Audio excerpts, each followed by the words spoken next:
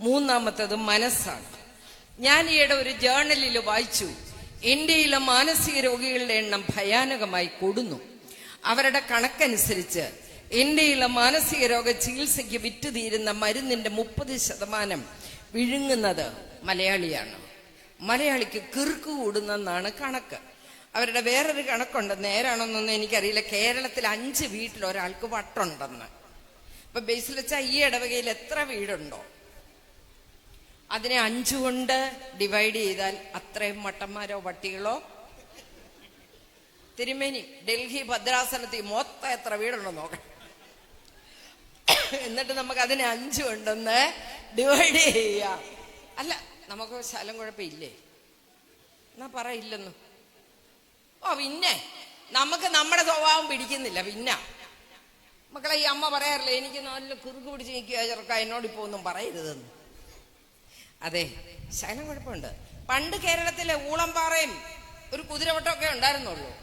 ഇപ്പൊ നമ്മുടെ എല്ലാ ആശുപത്രികളിലും സൈക്യാട്രി വിഭാഗം സജ്ജമാണ്. മാനസിക രോഗങ്ങൾ കൂടിയിരിക്കുന്നു, മാനസിക വൈകല്യങ്ങൾ കൂടി. ഞാൻ ഏറ്റവും കൂടുതൽ എഴുതുന്ന ഒരു വാക്കാണ് പേഴ്സണാലിറ്റി ഡിസോർഡർ.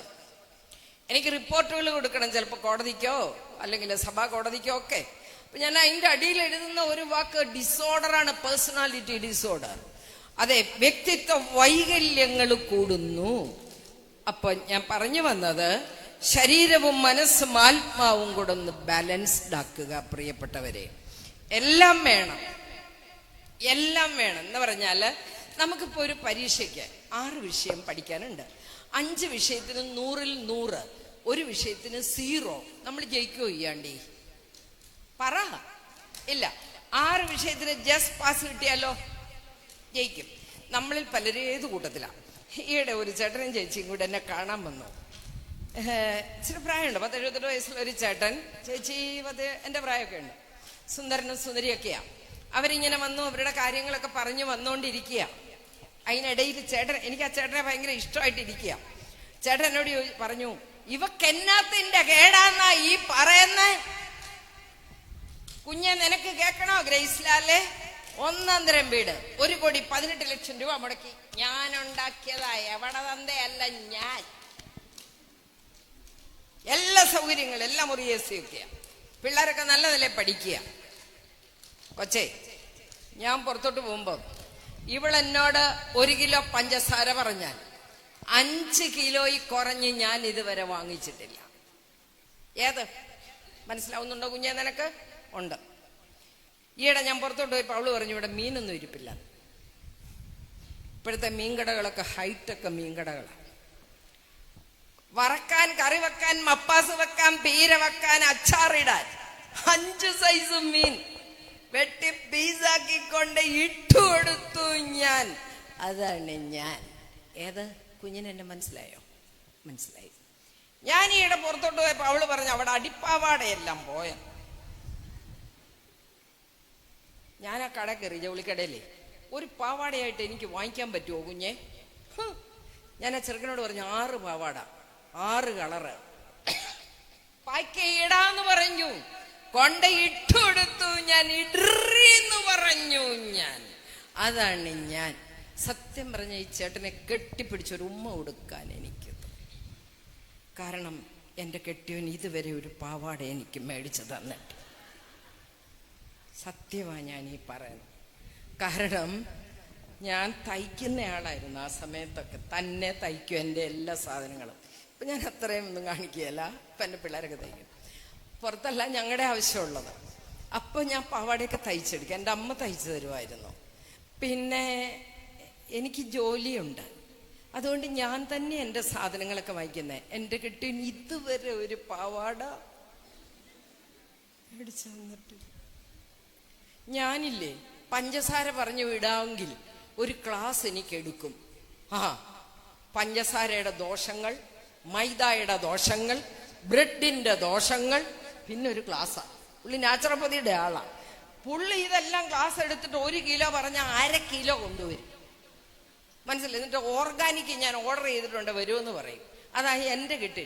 ഈ ചേട്ടനോട് 1 കിലോ പഞ്ചസാര 5 കിലോയാ കൊണ്ടുവന്നേ. ആ ചേട്ടൻ ഉമ്മ കൊടുക്കട്ടെ.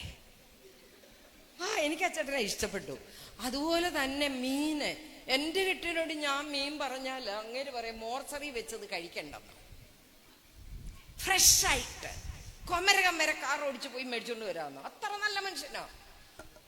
അപ്പൊ ഈ ചേട്ടനെ എനിക്കിഷ്ടായി. അപ്പൊ ഞാൻ ചേച്ചിയോട് പറഞ്ഞു, എന്നാ നല്ല ചേട്ടനാ ചേച്ചി, എല്ലാം 5 ഇരട്ടിയായിട്ട് കൊണ്ടുതരും. പിന്നെ എന്നെ ഈ ചേട്ടന് കുഴപ്പം? ഉടനെ ചേച്ചി എന്നോട്, ഇയാള് പറഞ്ഞതെല്ലാം സത്യം. മീനിന് മീന്, പാവാടയ്ക്ക് പാവാട, ഇതൊന്നും അല്ല എന്റെ പ്രശ്നം. ചേച്ചിയുടെ പ്രശ്നം എന്താന്ന് പറ. ഉടനെ ചേട്ടൻ പറഞ്ഞു, ഞാൻ പറയാം. എല്ലാ ദിവസവും വൈകിട്ട് ഞാൻ ഇത്തിരി കഴിക്കും, അതാ ഇവിടെ നോക്കേട്. അപ്പൊ ഞാൻ പറയും, ചേച്ചി അത് കഷ്ടം കേട്ടോ, ഇത്രയും വീടൊക്കെ നോക്കുന്ന മനുഷ്യനല്ലേ വൈകിട്ടൊരു പെഗ്. കുഴപ്പമുണ്ടോ? വൈകിട്ടൊരു പെഗ് കഴിക്കുന്നത് ചേച്ചി എന്ത്? അന്നേരം എന്നോട് ഈ ചേച്ചി പറയും, എന്റെ കുഞ്ഞ് അതല്ല എന്റെ പ്രശ്നം. പിന്നെ എന്നാ പ്രശ്നം? കിടന്നു മുള്ളുവെന്ന്. കള്ളു കുടിക്കുന്നതല്ല പ്രശ്നം, കിടന്നു മുള്ളുന്നതാണ് പ്രശ്നം. അപ്പൊ ഈ ചേച്ചി എന്നോട് പറഞ്ഞു, 2 മെത്ത കത്തിച്ചു, 5-6 തലേണ കത്തിച്ചു, ഒത്തിരി ബെഡ്ഷീറ്റ് കത്തിച്ചു. ഇനിയും ഇത് അവസാനത്തെ ശ്രമമാ ഗ്രേസ്ലാലെ. ഗ്രേസ്ലാൽ ഈ മൂത്രമൊഴിക്ക് നിർത്തി തന്നില്ലെങ്കിൽ ഇയാളെ സഹിതം ഞാൻ കത്തിക്കും. ഞാൻ ചേട്ടനോട് ചോദിച്ചു, ഇവര് പറഞ്ഞാ പറയുന്ന പോലെ ചെയ്യുമെന്ന് പറഞ്ഞു. ഞാൻ പറഞ്ഞു, എന്നാ ചേട്ടന്റെ അവസാനമാണ്. ചേട്ടൻ പെട്ടെന്ന് ഡയപ്പറെങ്കിലും മേടിച്ച് കെട്ടാൻ പറഞ്ഞു. എന്റെ പൊന്നോ, ഇങ്ങനെ കുറെ ഉണ്ട് കേട്ടോ. അയാളുടെ 38 വയസ്സുള്ള മകൻ കല്യാണം കഴിച്ചിട്ടില്ല.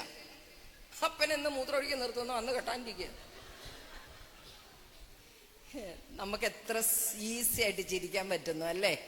ആ സ്ത്രീ എന്നോട് പറഞ്ഞു, ആ മുറിയിലെന്നല്ല വീട്ടിൽ കയറണ്ടെന്ന് ആറിയിട്ടെന്ന്. അങ്ങനെ എത്ര കുടുംബങ്ങൾ. അതുകൊണ്ട് ഞാൻ പറഞ്ഞെന്നു വെച്ചാൽ, ആ ചേട്ടൻ 5 വിഷയത്തിന് ഫുള്ളാ, 1 വിഷയത്തിനെ 0 ഉള്ളൂ. അപ്പൊ ഇങ്ങനെ പല കേസുകളും ഉണ്ട്.